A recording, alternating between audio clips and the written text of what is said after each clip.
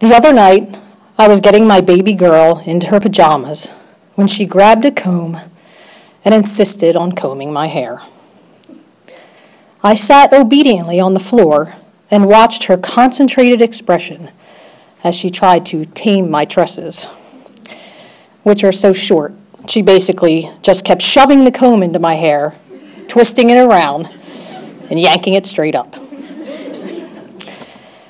I just stared at her face, and a million thoughts ran through my head.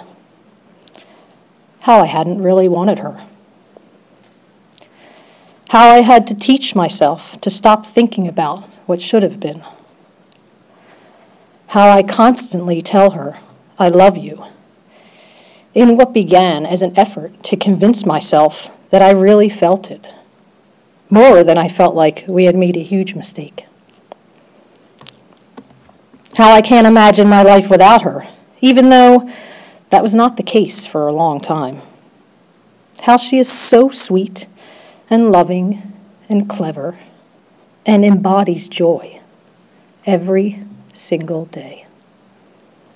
I found myself crying.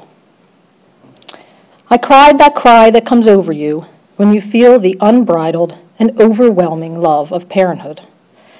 I cried that there were days that I denied myself that feeling for her, and I cried that I can finally, honestly say that I no longer think about the life we would be living without her. Somewhere along the line,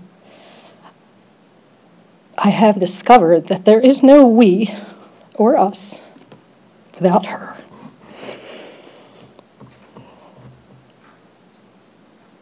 Now, I don't mean to cheapen this moment, because it was, for me, somewhat profound.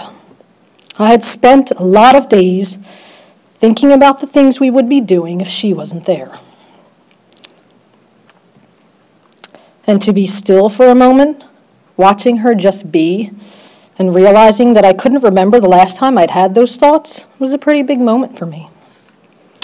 I wiped my eyes, took the comb from her, and pulled her to me to hug and squeeze this beautiful little creature that had just unwittingly overwhelmed me. And then I was unwittingly overwhelmed by something entirely different. The stench emanating from her rear.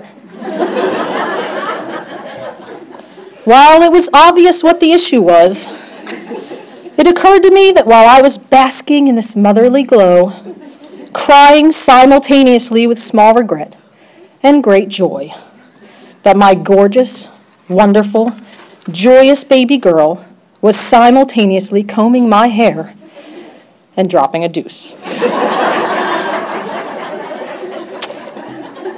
I found myself laughing.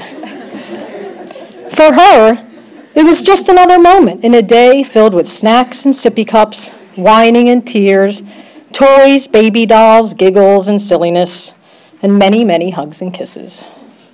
Nothing profound or momentous for her, just something to do, something to explore, a comb, mommy's hair, another dirty diaper along the way, babyhood.